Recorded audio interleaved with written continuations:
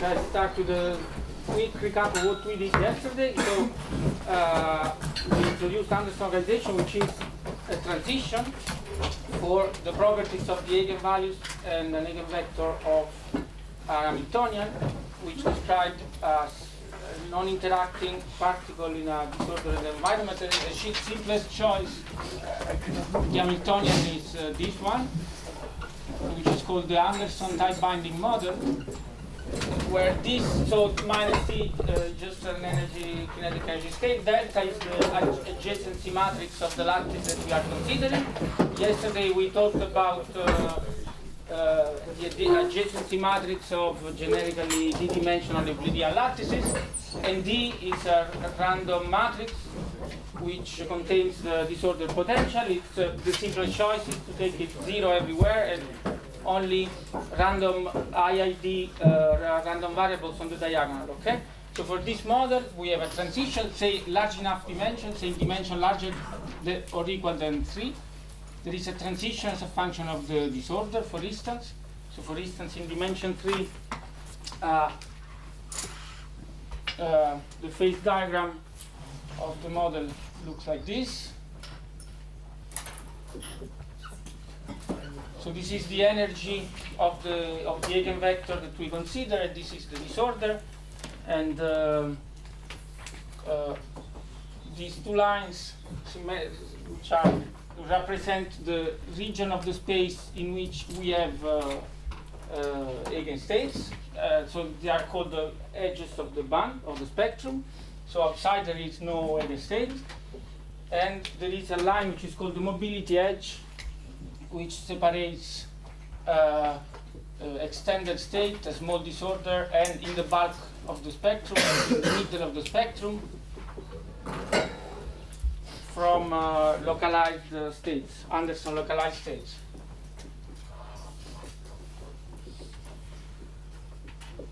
Okay, and I mean, so a very simple way to study a transition is just to consider, for instance, lambda equal to 0 and increasing the disorder. So if we do that, we find this is in dimension larger than or equal than 3. We find a transition between two distinct phases. So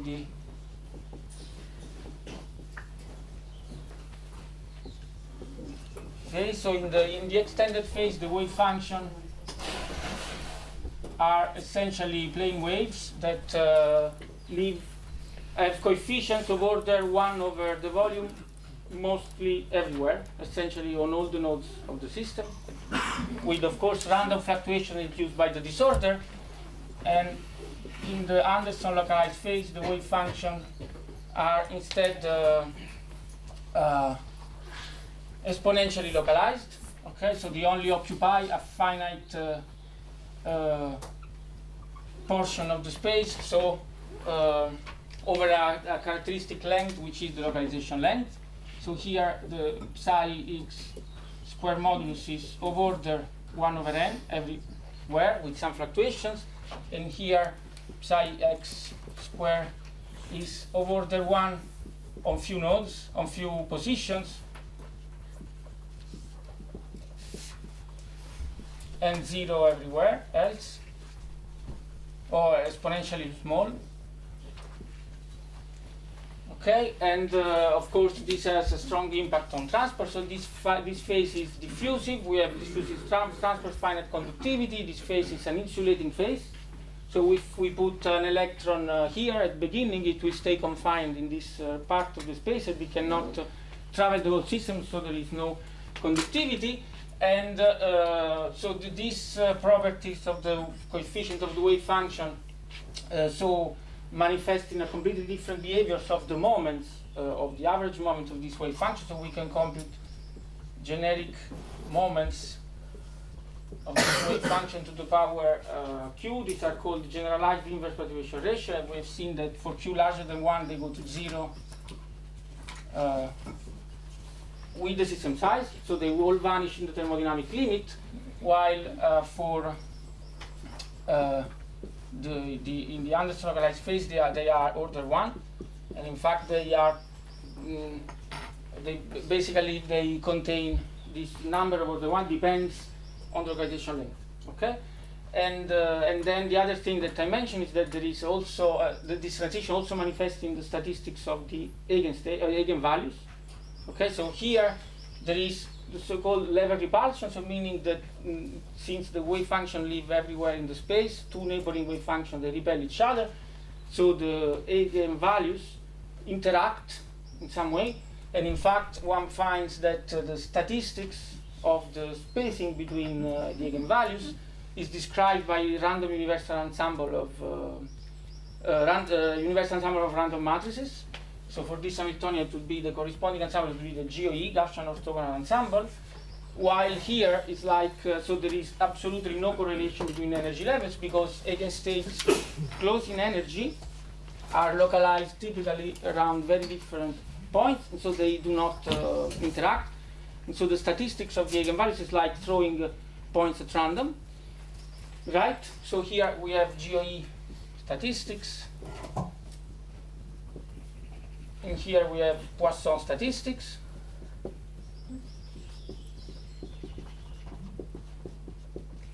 And there was also another difference in feature that characterized localization, which I told you that I was going to tell you today, and I hope I will. So, which is the fact that here we have continuous spectrum,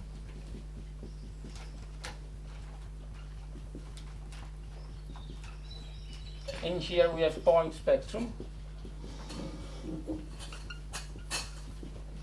And I hope that by the end of the lecture this will be clear. So for the moment I didn't tell you what it is. Okay, and so the last thing that I told you is that, that the critical properties of the transition. And in fact, so we can, for instance, so these results are based on the scaling theory of Anderson localization and then also verified numerically.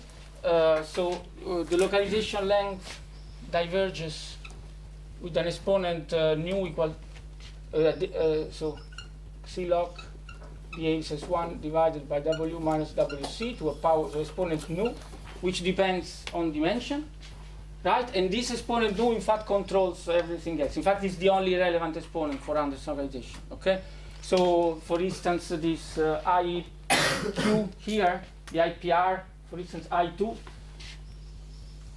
goes to 0 as W minus WC to the power D nu. The conductivity or the diffusion coefficient in the localized phase, so sigma or D, the conductivity diffusion coefficient goes to 0 on the metallic side as WC minus W to the power nu D minus 2. And there is a correlation length on this side of the transition, which also diverges with the same exponent as the localization length, whose physical interpretation is the length that I need to overcome to realize that my states are not critical, so they are not described by what happens exactly at WC. Okay, so there is a correlation length which diverges with the same exponent. And now, so before starting to study, so to introduce the resolvent, which is the main tool that we will use to tackle this problem, I would just like to motivate very quickly why, yes, sorry, why it is important why it is useful to consider the limit of Anderson localization in the large dimension. Okay, so there are several reasons. So first of all, as I told you, the only analytical approach for Anderson localization is in very low dimension. So in dimension 2 plus epsilon. Okay, there we have an effective description of Anderson localization in terms of a nonlinear sigma model, which can be studied using normalization group techniques, because TD equal 2 is the lower critical dimension of the problem. Okay, so this has been done. So first, the properties of Anderson localization in dimension 2 plus epsilon are very peculiar. They are dominated by this so-called weak localization phenomena. So this long interference paths that dominate the transitions are very different from what happens in larger dimension. Okay, and then the other problem is that while the lower critical dimension is known, the upper critical dimension, there was a question yesterday about this, is not known. So the upper critical dimension in general is the dimension above which the exponent become mean field and stop depending on the dimension. Okay? And for the case of the Anderson transition, there is no such, at least numerically. Okay, so we can draw here the results as a function. If I put here the inverse of the dimension and here the inverse of the critical exponent, okay, so as I told you, at dimension 2, the localization length diverges extremely fast, exponentially, disorder 0, okay, and then the other, and here we have this nonlinear sigma model effective theory to compute the exponent in the vicinity of this region, which predicts some curve like this for the exponent nu. And then we have numerical results. Okay, we have numerical results which are obtained basically by exact diagonalization on transfer matrix techniques and so on, but their complexity scales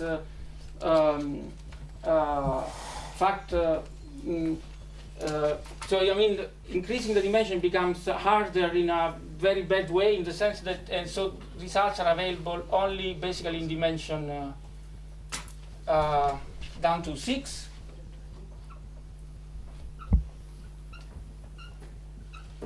And if we plot here the results, it seems that this critical exponent smoothly increases, increasing the disorder.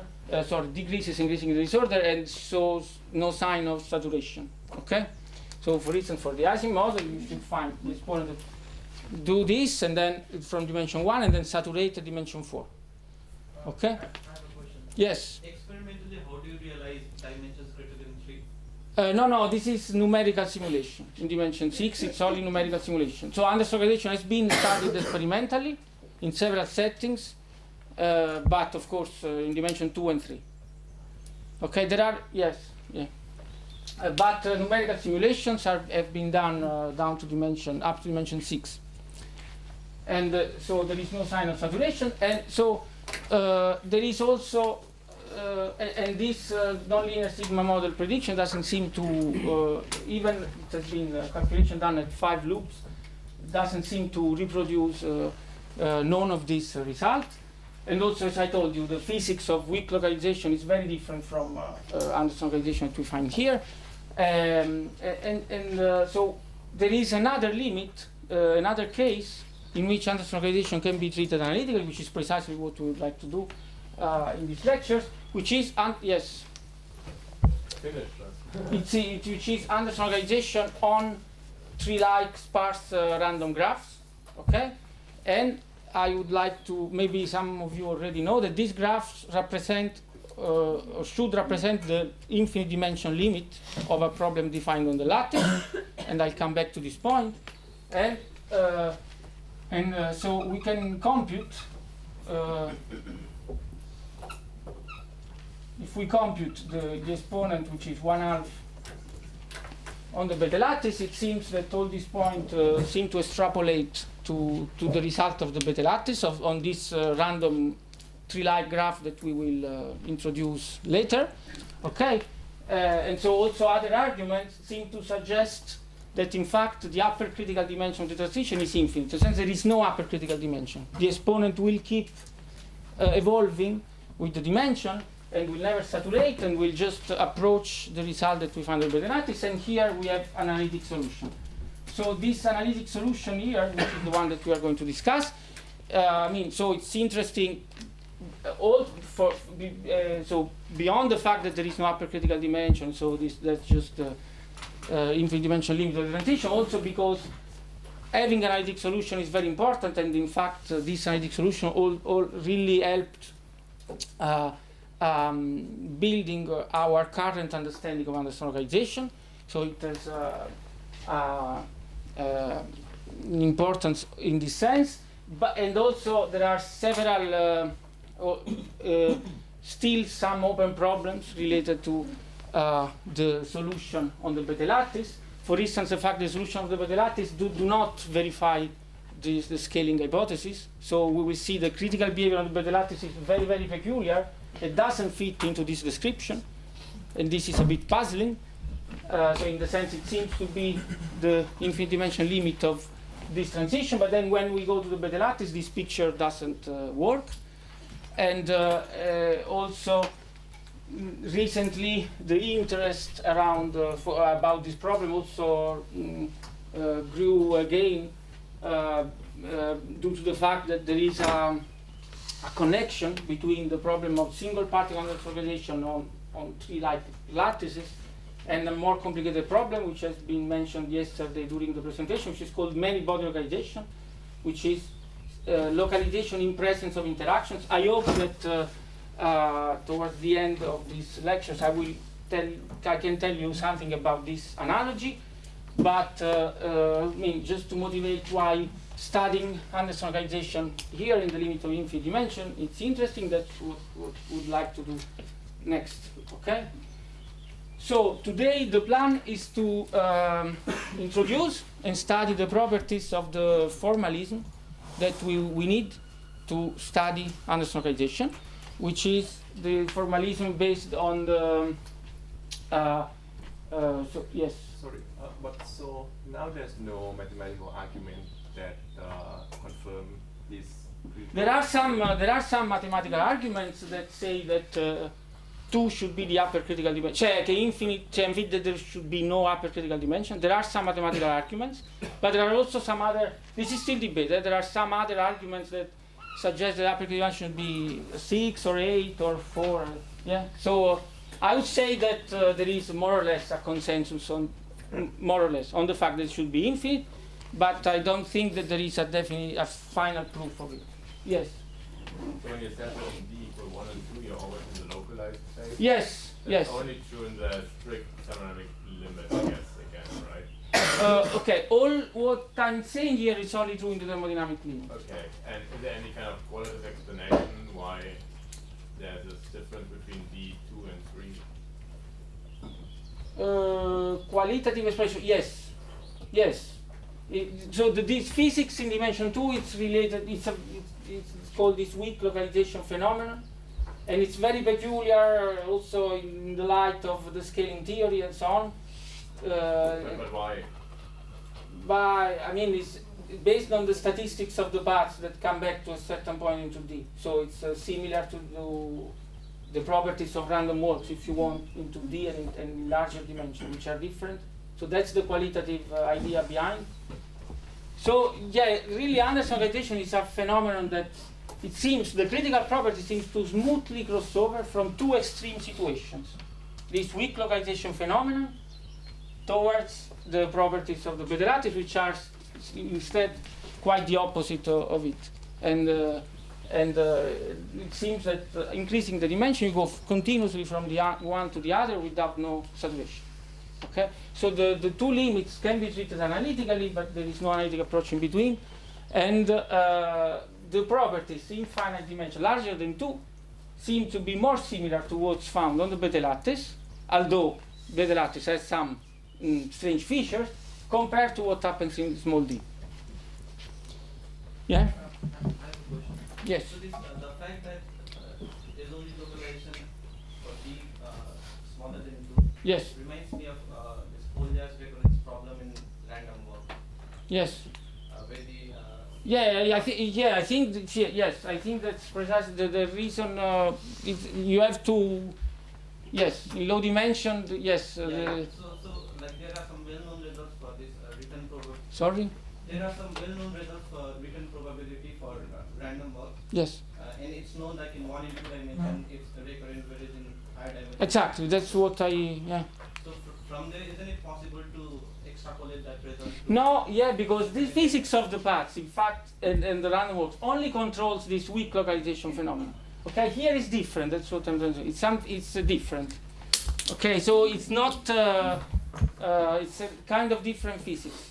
So that's also why it's very useful to study it on the Bethe lattice, because it gives access to this completely different physics. And we will see that on the Bethe lattice there is no such thing. Okay, so this phenomena are not relevant. And these results that you're showing now, are these specifically for the cubic lattice, or is it also? No. So there is universality for the choice of the lattice. Okay. Yeah, at least. Yes. And so when you talk about mathematics, then you talk about the numerical simulation. So the numerical results, they match the results from the Better-Lattice. Okay, so the Better-Lattice, there is an analytic solution that I would like to tell you. So then people try to do numerical simulations, and it's very difficult. I hope that I can. So finite size effects are horrible for several reasons, and I hope I can tell you more about this. Yes. But yeah, this is in the thermodynamic limit, the analytic solution, that's what it predicts, and it has been debated for many, many years if one can observe this in numerical simulations or not, and why not, if not, and I hope that I can discuss this. Okay, so now I would like to introduce you formalism, and so the idea is to show how the formalism allows to distinguish, so to recover this property. So the statistics of the wave functions, the statistics of the energy levels, everything will be encoded in the statistical properties of this resolvent matrix, okay? Which is also called, I don't know, it depends on the article of the book that you read, single particle Green function, formalism, it's basically the same thing.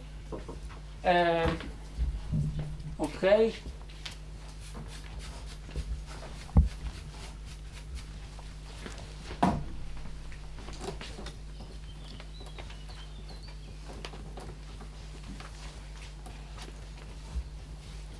Okay, so first of all, definition. So the resolvent.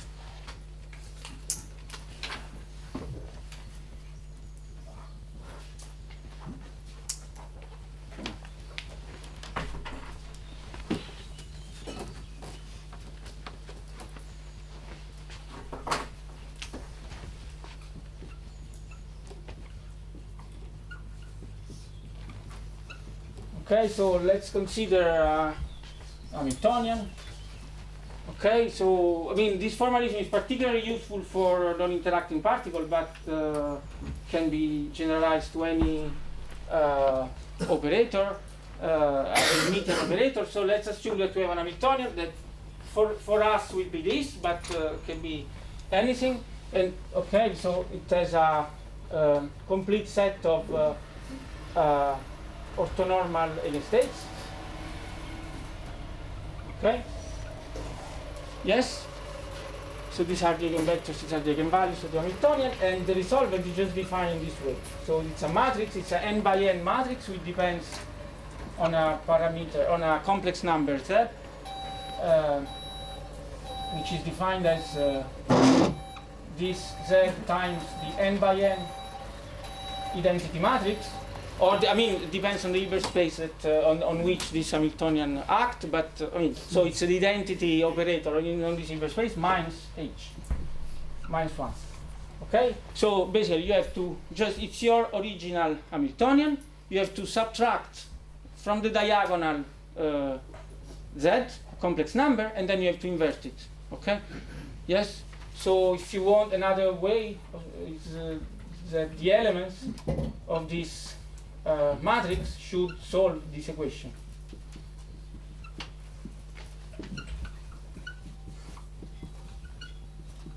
Okay? So, sorry, so this depends on Z. So the elements of this matrix, they have to solve these equations. Okay, with this Z, which will belong to the complex plane. Okay, so first thing is that formally we can just by introducing the identity operator this way. Okay, so by introducing this, one can formally just represent this matrix in terms. So I write it here. In this way.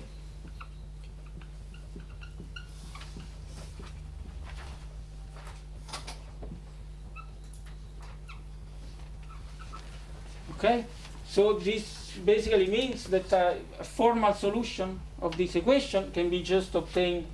That's exactly the same thing in this way. So for the element of this resolvent, the solution of this equation is given by this. Oh.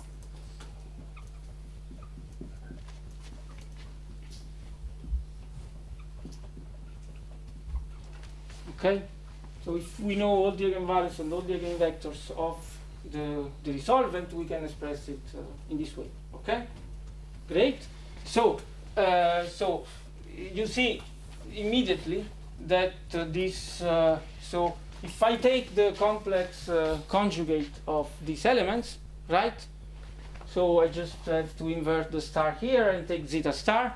So I immediately have that Gij star of z is Gji of z star, right? Yes? So in particular it means that if I choose z to be real, to be on the real axis, okay, it means that G is a real symmetric matrix. Of course, I mean it's just a real symmetric matrix which has exactly the same eigenvectors of H, and the eigenvalues are the energy that I choose minus lambda n. Okay, but of course this is, I can only do that if the energy that I choose on the real axis is different from one of the eigenvalues of H. Okay, so what I'm saying is that this G, so you can read it also from here, is just an analytic function in the complex plane. So here would be imaginary part of Z, and here the real part of Z. I have all the eigenvalues lambda 1 to lambda n of my matrix.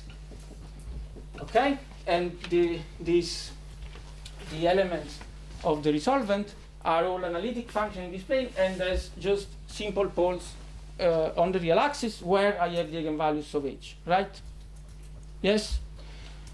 Okay, and the residue on the poles is just given by this, on each pole. Okay?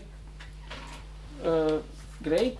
So, yes, so this is, imagine that I have a finite matrix with a few eigenvalues. But now I am interested in considering the case in which the size of the matrix goes to infinity, because I want to study the problem in the thermodynamic limit. And so in most of the situations that we are also used to, what happens is that the eigenvalues of the Hamiltonian lives in a certain interval, and they start to accumulate in this interval, and so in the thermodynamic limit, they will fill the interval. Okay. Of course, there are also matrices that are for which the spectrum is not bounded, but this is also true in most, not in all cases, but there are many situations in which the eigenvalues just accumulate, right, and tend to form a smooth distribution. Okay. Right? For instance, take the example that we saw yesterday, the tight binding model without disorder. We can compute, you have done this, because this is basically the density of states of the phonons, and you know that there are the density of states in 1D, 2D, and 3D. It's flat in 2D, it's diverges at the edges in 1D, and it's a square root behavior close to the edges in 3D, and so on. So it means that in the spacing between the eigenvalues goes, remember the wave vector's case, 2p over L times an integer number. So the spacing between the k and then between the eigenvalues just becomes smaller and smaller, and it closes in the thermodynamic limit, and so in the end we have the density of state tends to a smooth function. Yes? Okay. And so what happens in this case?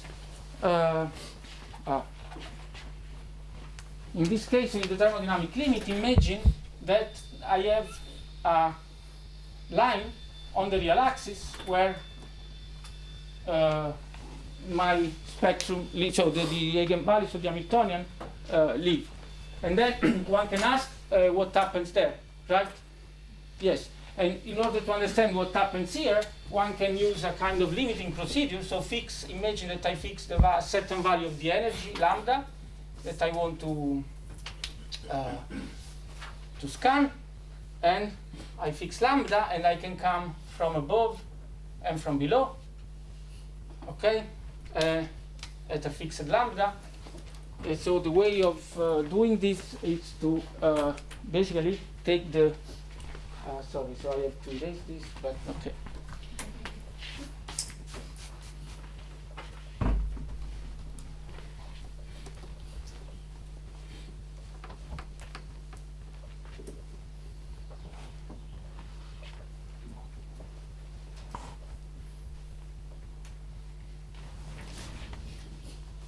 Okay, so I can study the limit of, I take a small imaginary part here, z would be lambda plus I eta, and I want to send eta to 0, and here z would be lambda minus I eta, and I want to send eta to 0.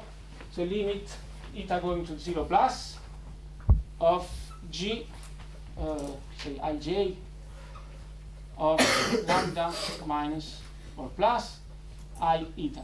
Okay? And in fact, these are really the object that we will study. So in the literature, they are called, with the one with the plus and the minus respectively, they are respectively called advanced and retard green functions. Yes? There are some notations that you can find in some papers or books. So sometimes the retarded one is called with an R, and the advanced one with an A, or with a plus and a minus. I don't introduce this kind of notation just to tell you that if you find this notation in the paper, so for instance, if you find GR of lambda, it just means this is G of lambda minus I 0 plus, okay? But I don't really think that it's important to introduce this notation. I just use instead this one, okay? And okay, so sometimes you also have minus instead of retarded. Okay, and now so we can consider what happens when I approach the real axis, where I have a continuity of eigenvalues from above and from below. Okay, and so just now, if we replace this lambda plus or minus I eta into my spectral representative composition of the elements of the resolvent, I obtain that Gij, the lambda plus or minus I eta, is just sum over n psi n I j, and then I have 1 over lambda minus lambda n minus or plus I eta. Okay, and I can just rewrite in this way. So I mean,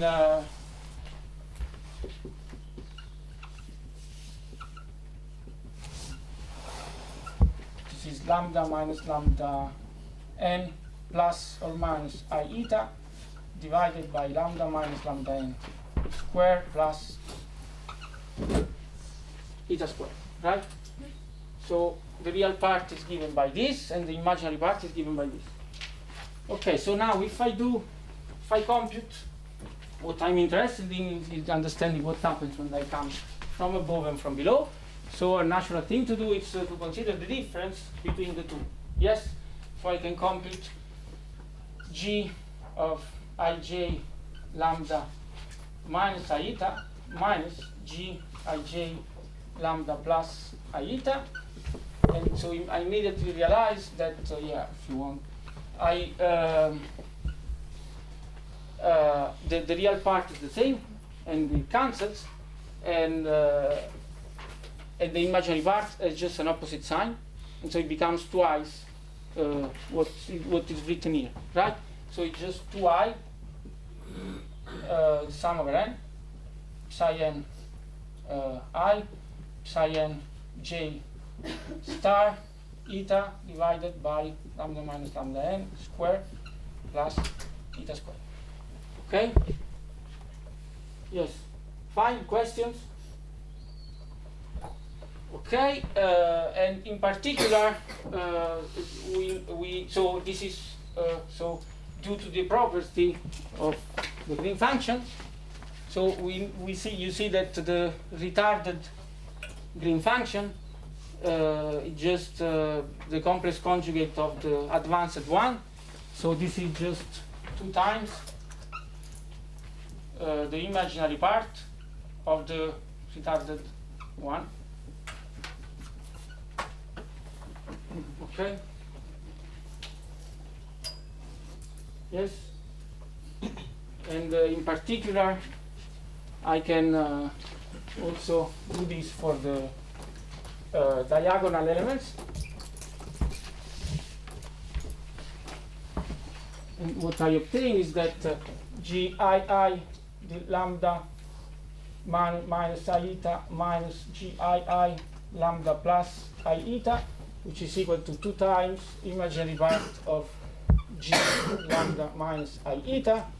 This is just 2i sum over n psi n I square eta divided by lambda minus lambda n square plus eta square. Okay? Okay, so what's this? This is the fundamental object in the limit eta going to 0 for us to describe Anderson localization. Okay? This is called the local density of states. So local density of states. Why? Because you see immediately that this is just the local contribution on a given position of the lattice or node I to the global density of states, right? If you sum over n, so I will call this rho I, right? If in principle this is rho I only for eta, I'm not writing explicitly limit eta going to 0, but should keep in mind that the limit eta going to 0 should be taken. So in the limit eta going to 0, I call this rho I. What we would like to understand is that, in fact, this rho I just represent the contribution on node I to the global density of states. So how can we understand this? And this is simple once we look at how this function behaves. Okay? So what does it do? This function, essentially, this is a kind of, so it's a Cauchy function, and it just produces basically a filter. So on a few, on some eigenstates. So imagine that here, this is the values of lambda that I'm considering, and here I have all my eigenstates. So we are considering the thermodynamic limit. So all these eigenstates, I write them as a point, but you have to imagine that they accumulate in the thermodynamic limit. And so this function basically is just this.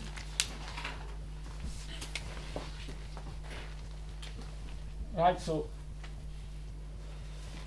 it's a Cauchy function centered around lambda. So the width of this Cauchy is eta, and here the height is 1 over eta. Okay? So when I take the limit eta going to 0, this just converges almost to a delta function. I say almost just because it's not normalized to 1. Yes? So to obtain, so if I reduce eta, take the limit eta going to 0, this becomes narrower and more pit. Okay? And so in the limit for eta going to 0, this converges to a delta function divided, renormalized by the integral of this. So the integral of 1 divided by x squared plus 1 is pi. So I just have to divide by pi. And so in the limit eta going to 0, this, I take now the limit eta going to 0. Okay, this becomes 2 pi I sum over n psi I psi n I square delta of lambda minus lambda n. And now the physical interpretation of this rho I is clear, right? It's more clear because you see that if I sum over all I, apart this factor 2 pi I, if I sum over all I, this sums to 1, and I get the total, the global average density, density of states, right? So the density of states, rho lambda. So I will define this as rho I. It's just obtained as 1 over n, sum over I, rho I. Okay? And I told you that for us this is, yes, fine? Okay? And I told you that for us this will be the fundamental, this rho I will be really the fundamental object to consider. And in fact, the idea today is that I would like to show you that in fact this can be thought as the order parameter of Anderson localization. So it plays exactly the same role as magnetization for instance, the Ising model. Okay? So let's try to understand why. So now for the moment we just saw that if I have in the thermodynamic limit, if my spectrum if my density of states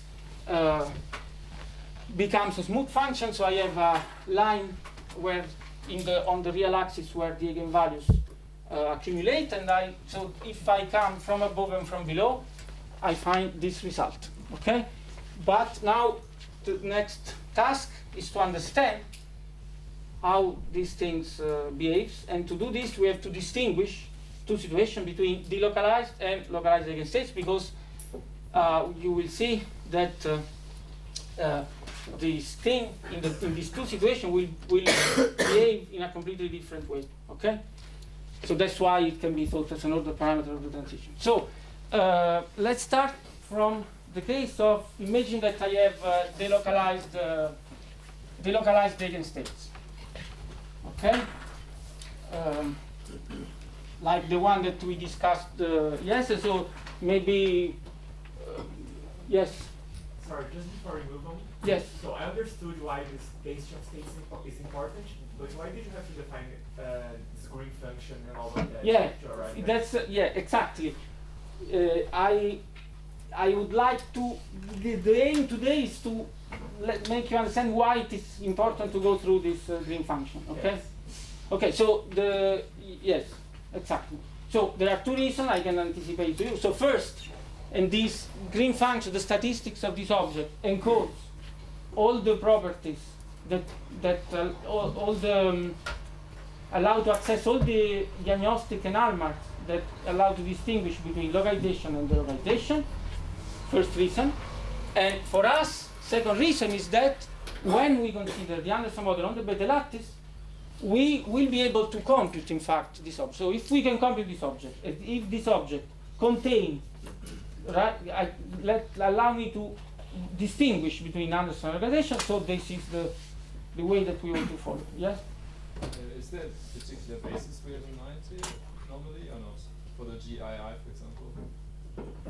Yeah, here I'm using the basis of the space, real space, initial space, but it can be done in general. Yes, it's not related to this. The formalism is not related to this. Yeah. Okay, so great. So let's consider first the case of delocalized eigenstates.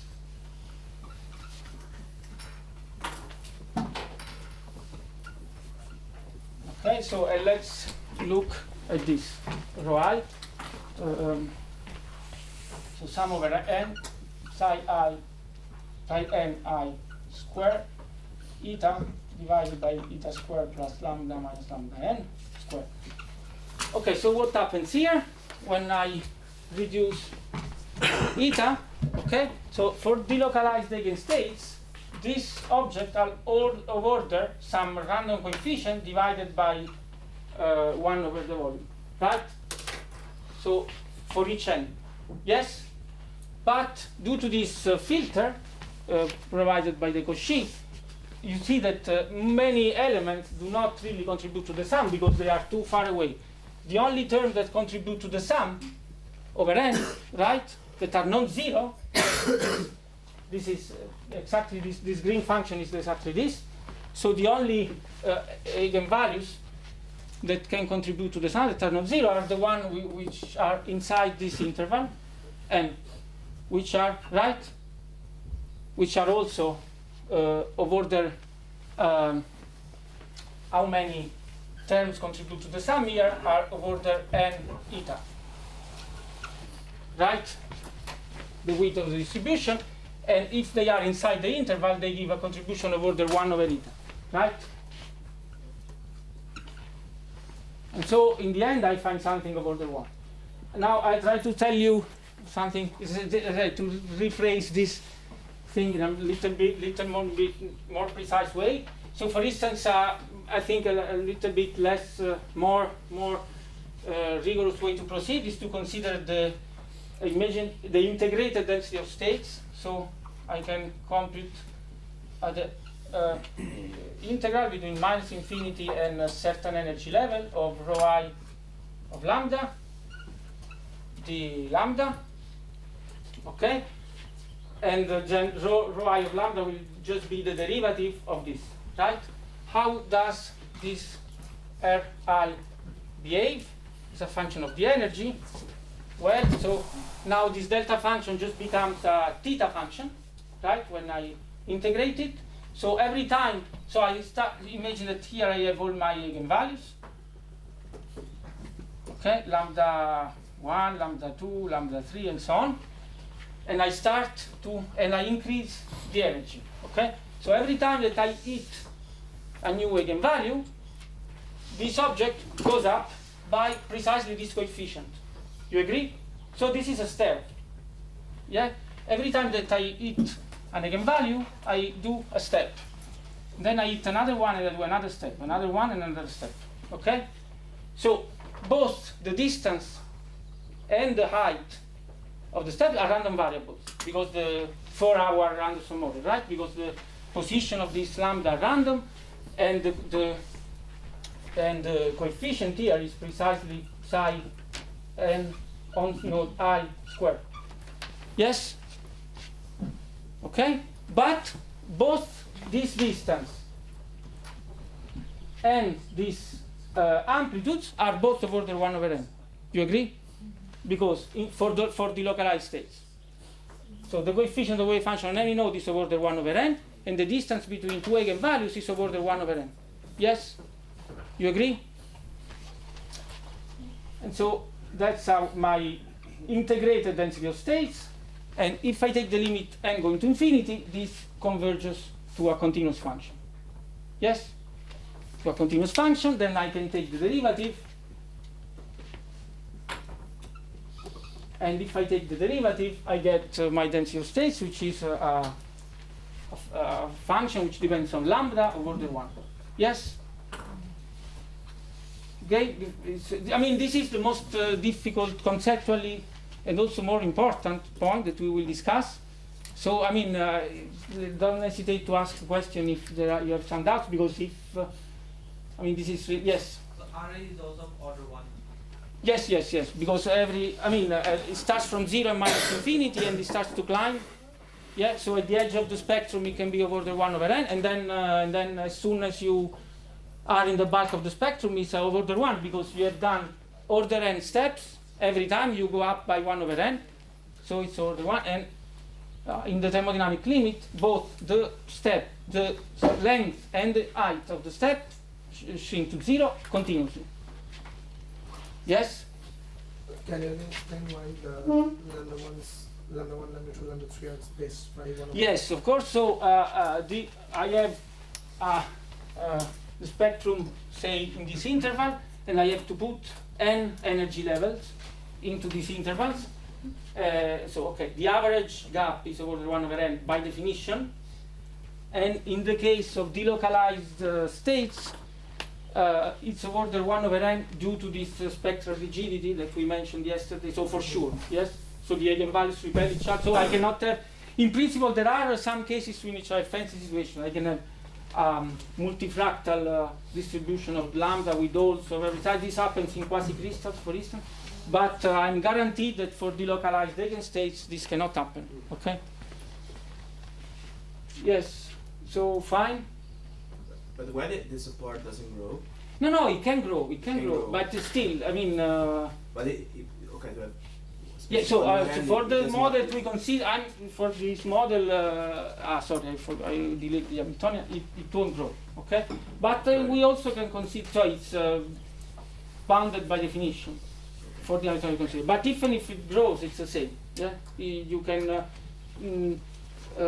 take, for instance, take a free particle in 1, 2, or 3, and so I mean, in the space, the spectrum is unbounded. And still the resolvent will have this property. Okay? Yes?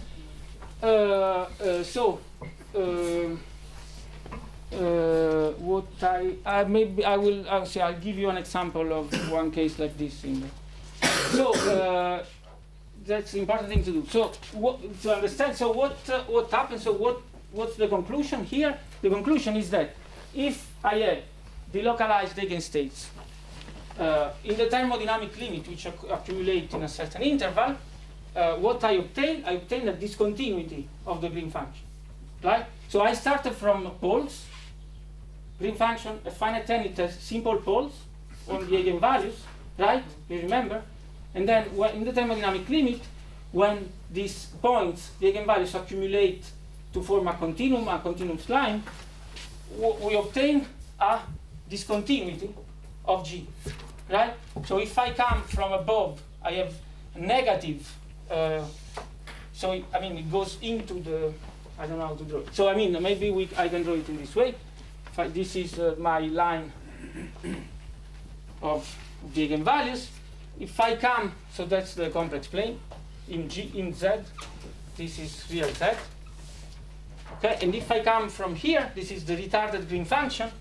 Okay, the imaginary part goes down. And if I come sorry, it's the other way around. So it goes up, and if I come from above, it goes down.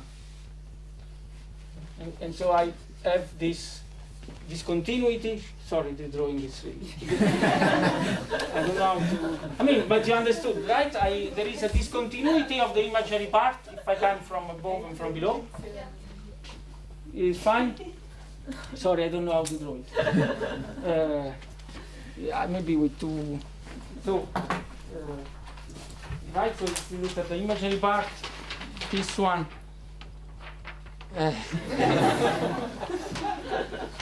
So, yes. Sorry, I cannot. Sorry. So there is, and this is called. So this is called a branch cut. Okay. And I have a discontinuity of my Green function across the branch cut, of the imaginary function across the branch cut. Okay? And so this is produced by, so you see, a finite n, I just keep having simple poles, and as soon as n goes to infinity, these simple poles transform into this branch cut. Okay? So maybe, I don't know, so maybe before, so this is, I mean, yeah, so do not hesitate to ask questions if you have. Maybe now I can give you very stupid examples, a kind of toy model to understand how is it possible. So how a collection of poles can produce a branch cut in the thermodynamic limit, okay? So can I erase, maybe I erase this.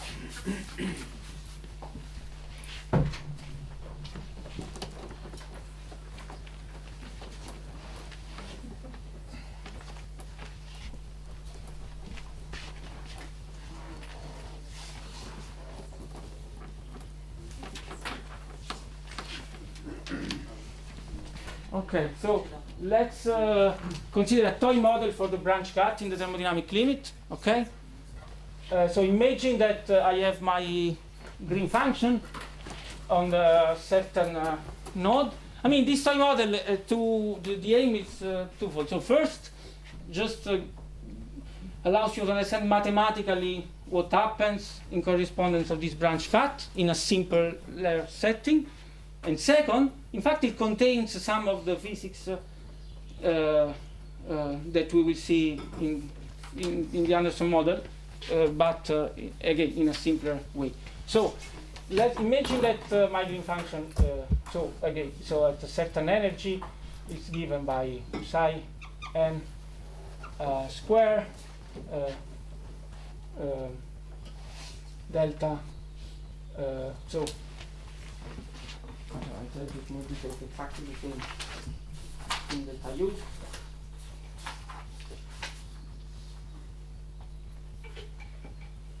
Okay. So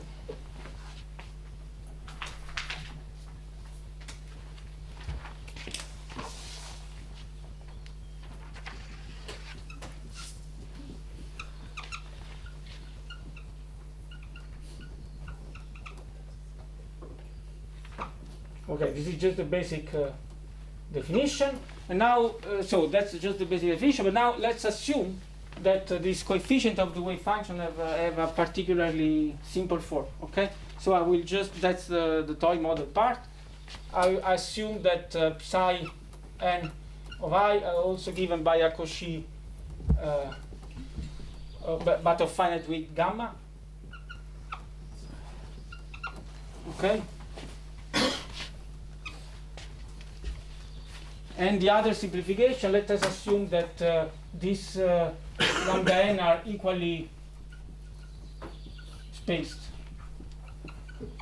on the whole real axis. Okay, so in this case the spectrum is not bounded. I have just equally spaced eigenvalues. There's no Hamiltonian. There is no Hamiltonian, just a toy model to understand how.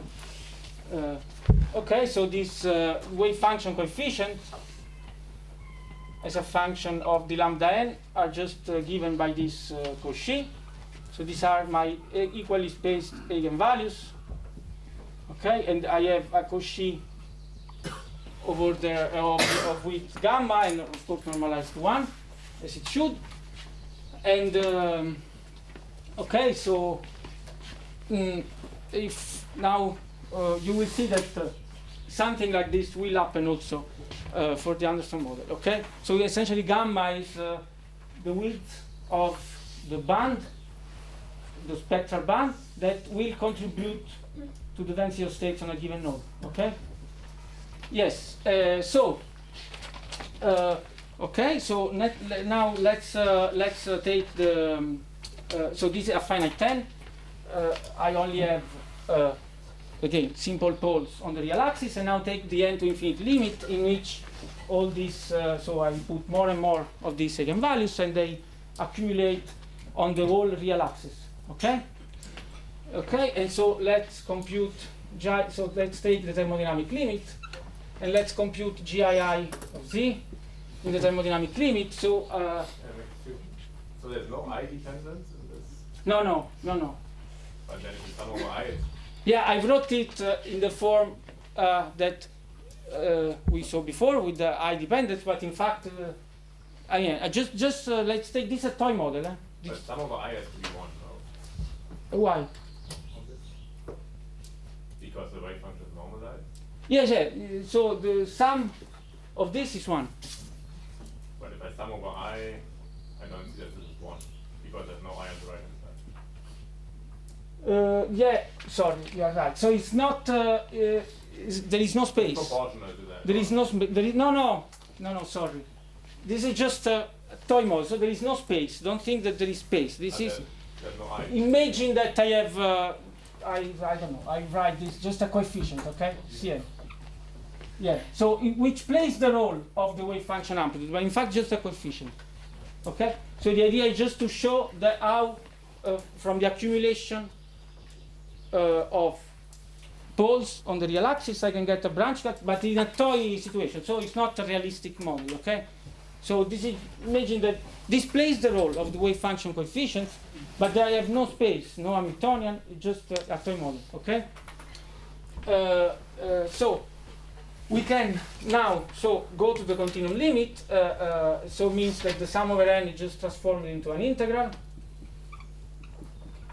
Okay, so it's 1 over p gamma lambda square plus gamma square, and then I have 1 over z minus lambda the lambda, right? Okay,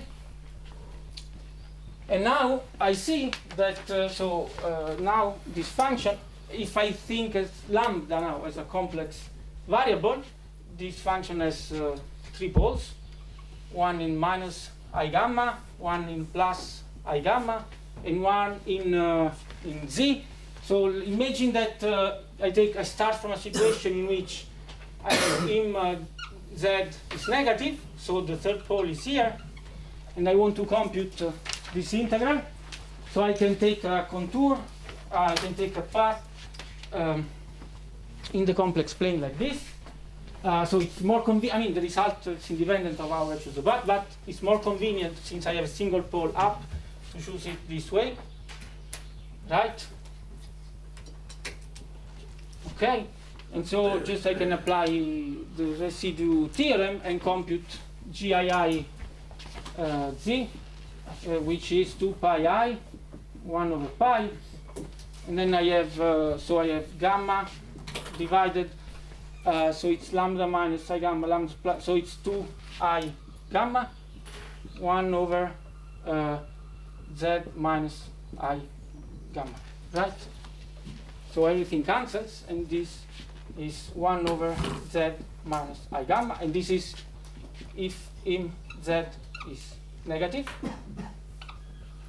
Okay, and if z is positive, I can. It's better. I mean, it's more. I mean, I can still use this contour, but it's better to do the calculation using the contour that goes down.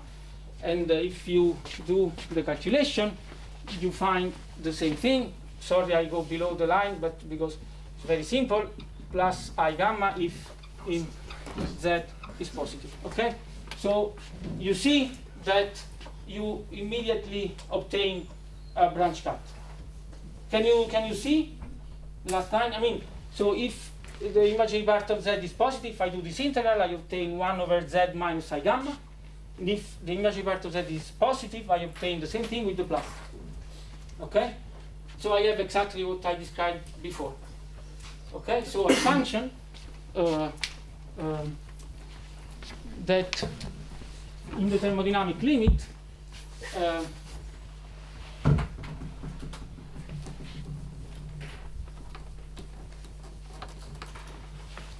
developed a discontinuity on the real axis when the number of poles becomes a continuous line. Okay, so I'll try again to do the drawing. Okay, so if I come now from above, I find something like this. If I come from above, so if I come from the positive side, the imaginary part will converge to this line for a certain value of delta. And if I come from below, I converge to this other side. And here I have a discontinuity, right? Or at every point I have a discontinuity, a jump of the imaginary part on the real axis. And basically the jump, you see, is it's just the imaginary part of this. So it's gamma divided by lambda square. So this jump is gamma divided by lambda square plus gamma square. Yes? Okay, so why? So, I mean, this is just to show mathematically how it happens, the branch cut. So, what happens is that, in fact, I can have two possible. So, I start from a function with a simple poles. I let the pole accumulate, and then what I get is that I have two possible analytic continuations across the real axis. So, this would be the retard. This is the advanced Green function. So I have two possible analytic continuations. So of course the Green function is just a single one, right? It's this for in the negative half plane and this in the positive half plane with a jump.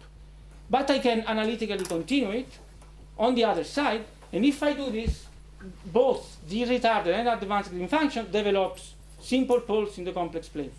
Okay? So it's like this accumulation of eigenvalues on spectrum produces mathematically two analytic continuation of the Green function with now poles which are shifted in the complex plane. Yes? Okay, and these poles in the complex planes, we will call this gamma, we will call essentially, in the Anderson case, the self-energy. Really, it what controls the dissipation. So it's related. We will see that it's related to the lifetime of a particle in this toy model. So how fast the inverse time to relax. Okay, I will try to explain this why.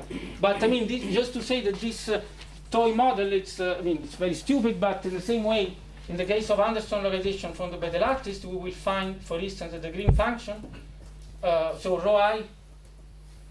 So the Green function. Lambda minus I 0 plus, for instance, will take indeed a very similar form, so it will be of this form. The random potential minus, sorry, so it's lambda minus the random potential minus a self-energy, okay, which will be the equivalent. I mean, the self-energy will be a real part and imaginary part, and the imaginary part of the self-energy will be this gamma here, okay?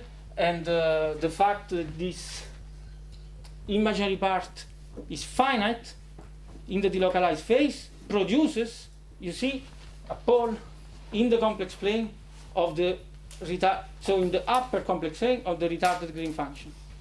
Yes? So the Green function has no poles, because below we have to take the retarded and above we have to take the advanced. But if we just keep continuing the advanced, it will be it will have a pole in the complex plane, and this will be associated to this with gamma, finite with gamma that we put in the toy model. Okay? And everything will be related, and we will see that this is related to dissipation, okay? To the diffusion. Yeah? So I hope that this starts to give you a flavor why this Green function give access to all these apparently very different features of Anderson localization. And now, so if what happens for delocalized state is clear, I mean, you could, as an exercise, you could try, also it's a nice case, you could, for instance, try to compute the Green function, so the element diagonal or off diagonal elements of the Green function, for instance, for the 1D tight binding model.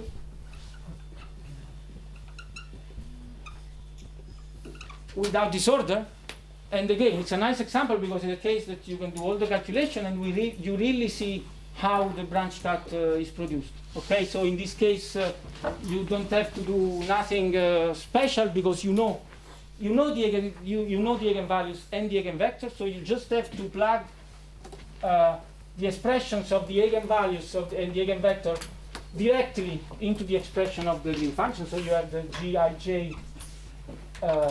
It's just sum over the eigenstates psi k I psi k j divided by z minus lambda k. You know the eigenstates, which are plane waves. K r divided by L to the d square root, and this is minus 2 times cos of k, and k is discretized, it's 2 pi divided by L. So you go to, I mean, as far as n is finite, nothing special happens, but as soon as you take the continuous limit and you transform this sum into an integral, okay, then you see that you naturally you will have a branch cut between minus 2 t and 2t, and you will recover all the known results, and you will have the same, exactly the same discontinuity that we found in the toy model. You will find it here. And if you pick an energy which is outside the spectrum, then you find nothing. So I mean, a continuous function with the imaginary part equal to 0. Okay. So this is a case where you can do all the calculation, but the branch cut. I mean, is because here it's a particular case in which you really have two different Riemann surfaces. Here they are just connected if you just turn around. Yeah, so it's a more realistic situation. Okay, So I mean, the calculations are in the notes, but if you want, I mean, try to do it yourself. And yes, Okay, well, if I do not misunderstood, so this is basically the solution if W is equal to 0. oh yeah, the exercise. Sorry. Also this picture. No, this picture is for W less than WC. Okay, but As also far as I am, the only hypothesis that I did, I mean only, is that I have fully delocalized eigenstates with coefficients which are all of order 1 over n. But then the coefficient of this 1 over n term can be random, which will be the case in the delocalized phase. but, And the so other, yeah, also for W equal to 0. also for W equals to Okay, 0. so I'm wondering if instead of starting from a regular lattice, Yeah. we start from, so we basically have the adjacency matrix, no? Yes. So if instead of being the nearest neighbors Yes. over lattice, we take random matrix, Yes. like random graph, etc. Yes. Where, so we have a random element which is not related to, Yes. you know, Yes. where do we take the average? For the moment, I didn't talk about average, but yeah, you can take, for instance, you can compute the average green function at the end. So you average over the disorder Over at the the end. disorder of Yes. the adjacency matrix. Yes. We will discuss about this later, Okay. because that's what we will do. Okay, thanks. Yes? Yeah, but yes. Yeah. Okay, so once we have the cavity equation, one very simple exercise that you can do is compute the green function and then the density of states and so on for a random graph for which you can write the cavity equations. Okay. There are not so many. I mean, you can write for many, but already for Erdo Sheni the solution is very complicated. But I mean, you can try. Thanks. Yes?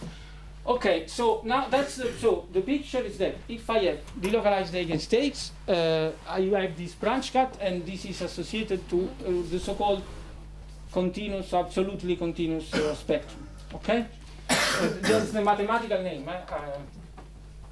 Now we have to understand what happens in the other situation, and I mean, this is really tricky. Okay? So, really tricky. So again, if you have questions, do not hesitate to interrupt me. So okay, so now we again go back to the computation of G.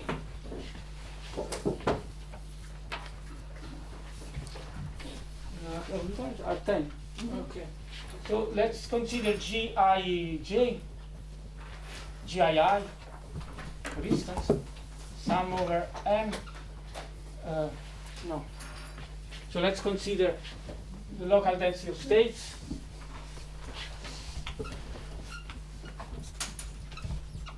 I write it at finite theta.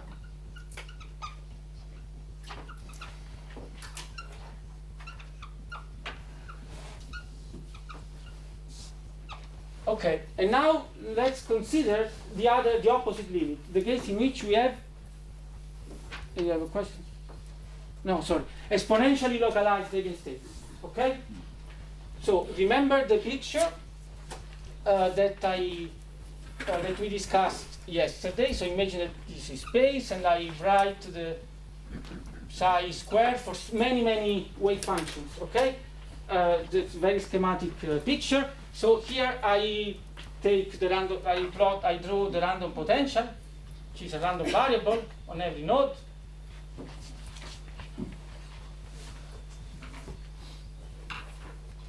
Okay, and so let's consider a certain value of lambda. Okay, remember in the localized phase, the eigenstates are very close, or at least a very strong disorder, are close to the value of the random potential on a given node. Okay, because the perturbative expansion that Anderson did, treating the kinetic term as a perturbation is stable, so it means that it just gives small correction. So let's consider a certain value of lambda, which corresponds which is close to this value of the random potential. Okay, here. So here I have 3 eigenstates which have eigenvalues close to lambda, and I draw them in red. Okay, and then I have all other eigenstates which have a very different, on any node I have one, and this is a very schematic picture of the localized phase. But these other eigenstates which are blue have energy which are very far from lambda, okay? You see what I mean? So I pick a certain value of lambda, so this depends on lambda. I pick a certain value of lambda inside the spectrum, yes? And I consider the eigenstates which are very close to lambda, because these are the ones which will be selected by this term when eta goes to 0, okay? The fact is that these states are in random positions, because they are associated to the potential that I put at the beginning, which is IID completely random. So these red, which are close to lambda, are very far away in space, right? Typically. They are not, they are just in random position, okay? So now, imagine that I pick a node I, here, this is my I, okay, where I want to compute the density of states. Then I have two possibilities. I, typically, if I pick it at random, it will be far from any of those red states, right? Because there are very few of them. Yeah, if theta going to 0, there is one of them. Yes? So there are very few red states, and typically if I choose a site, it will be very far from these red states. Yes? So there are several, all the states that contribute. So the blue ones, there are few blue ones for which the amplitude will be of order 1. For instance, for this one and the neighboring one. So this coefficient will be of order 1 because there are localized eigenstates close to I, but they don't have the right energy. You agree? Because their energy is not close to lambda. It's not close to lambda. It's completely different. And so they only this black. They only give a contribution of order eta, because this is, you agree? I can neglect this eta square here, and this will be just, this is order 1, and this will be of order eta. Yes? Yes. And now there is the contribution of these red states, okay? So these red states give a big contribution here, but this is exponentially small, because they are far away. Right? It is typically exponential minus the distance divided psi log, since I take the thermodynamic limit, and random points. Typically, this is exponential minus n. So in the thermodynamic limit, they do not contribute. Although they are close in energy, they cannot contribute because they are typically, if I pick a random site here, they are very far in space. Yes? You agree? Okay, so this, if on most of the sites, this is over the eta. And so it goes to 0 in the thermodynamic. Okay? Yes? Fine? But then there is still a possibility that my I is right here. You agree? I can do it on all nodes of the lattice, so now my I will be here. I am particularly lucky because the position that I'm looking at has a localized eigenstate on it, exactly with the right energy. It can happen. It's extremely rare, but it can happen. And you see that in this case, this term gives 1 over eta now, because now I can neglect this one, and this is order 1. And so this is order 1 over eta on few sites. Few meaning order 1. Okay? Yes? So this local density of states for localized eigenstates, it's of order, it goes to 0 on most of the sites. So it's vanishing small in the limit eta going to 0. But there are some particular specific point of the lattice where it is huge. Okay?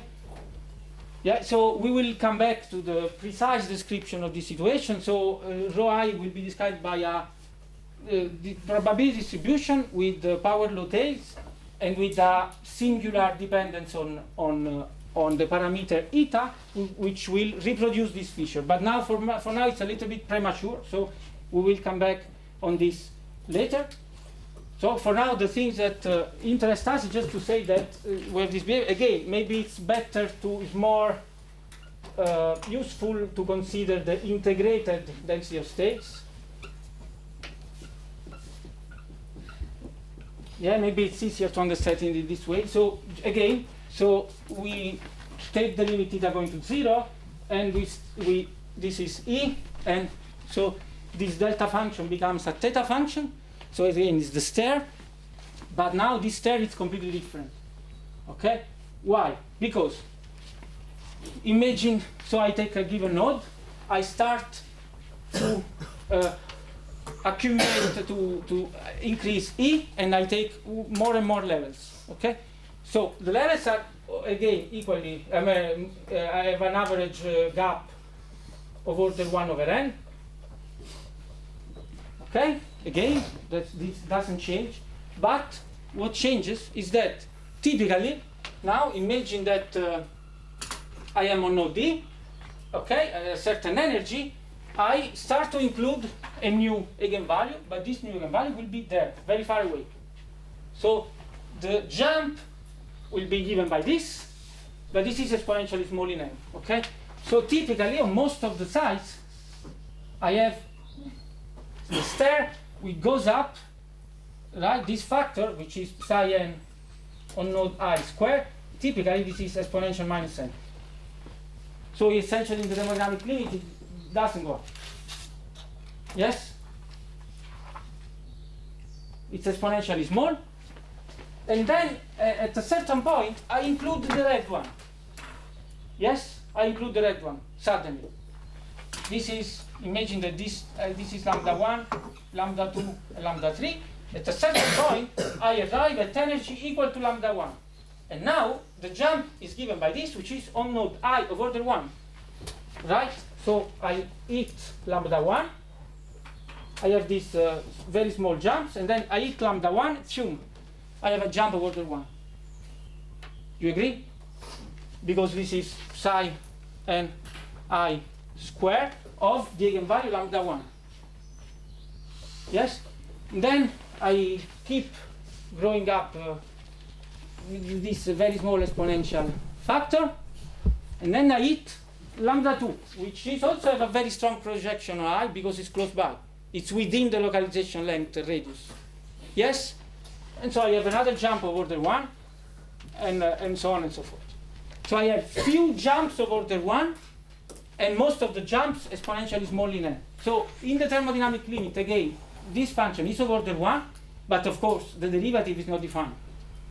Yes? So it means that the rho I doesn't have, it has a singular behavior. Okay? Yes, so that's what I wanted to, so this is another distinctive feature of Anderson localization. This situation is called pure point spectrum, or point spectrum. And in this case, the green function, it has a singular line here. It's not a branch cut. I think in mathematics it's called natural boundary or something like that. So I have a line of singular points, where the limit theta going to 0 is not defined. Okay? Yes? Okay, so maybe just last 5 minutes, what I promised you is to tell you that in terms of this object, this rho I, Anderson localization can be really thought as just second order phase transition in terms of which is determined by spontaneous symmetry breaking. Okay?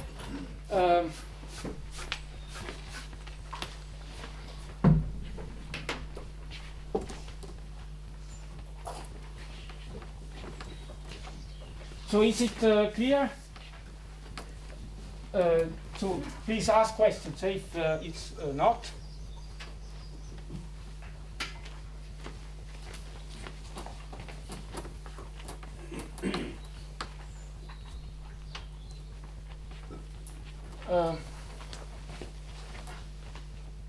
Okay, so let's consider case of the Ising model.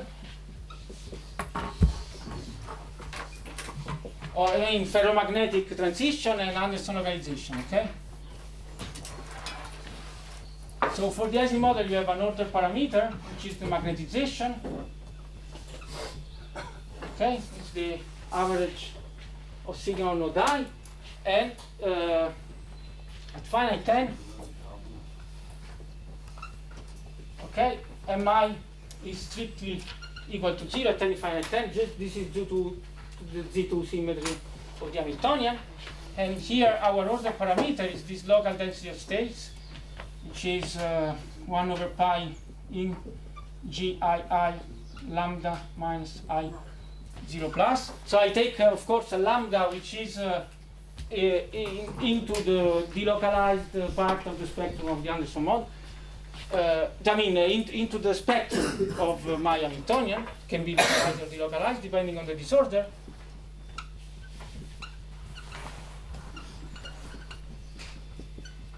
Okay, and at finite 10, we have seen that this rho I at finite 10 is 0,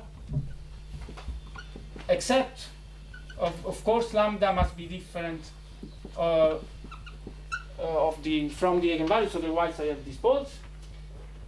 Okay, and then I take the thermodynamic limit, and in the thermodynamic limit, if I am below Tc, I realize that I can have a spontaneous magnetization, but in order to this, I first have to take the thermodynamic limit of Mi, and then take the limit H going to 0 plus, an external field going to 0, and then I realize that this is strictly positive. Yes? If I do the opposite, of course I found 0 just because of the symmetry. Okay? So there is a non-commutation of the limit, and we have seen that this is exactly what happens, as a small disorder, so in the delocalized phase. So the delocalized phase is the equivalent of the magnetized phase for the IC model. Okay? Because if we first take the thermodynamic limit, and then the limit eta going to 0, then we find that rho I, the density of states, is positive due to this branch cut. The poles in the continuous part of the spectrum of the, in the lower half plane of the retarded Green function. Yes?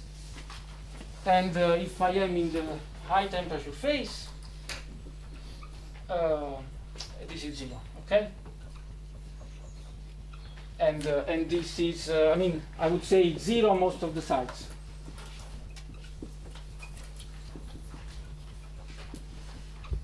Yes, then we have seen that there are few rare sites where it's not 0. So, there are, of course, difference. The main difference is that here the order parameter is just a number. Here we have a disordered system. So for us, this is a random variable.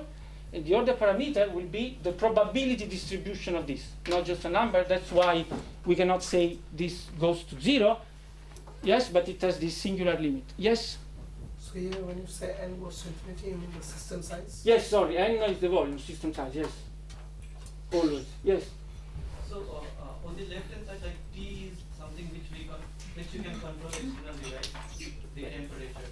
But this eta is just like an object. No, sorry. The equivalent of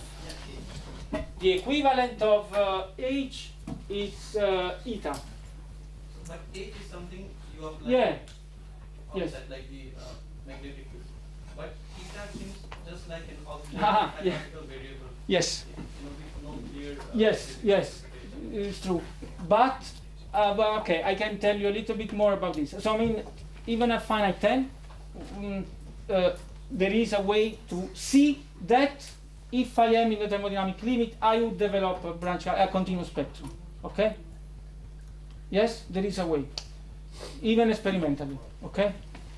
But we can discuss a little bit more in private if you want. So yes. Yeah, the situation where I have this spontaneous symmetry breaking is the one with localized states. No, the spontaneous symmetry breaking is here. You see, when you have non-commutation of the limits. Okay. Yeah. So the equivalent of the magnetized phase is the delocalized phase. Yeah. Okay.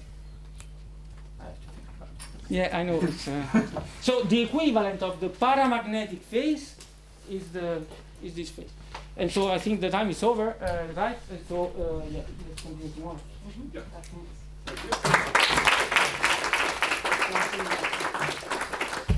So do not forget at 10:15 the one that is the same for the same classes will be here waiting for you. For the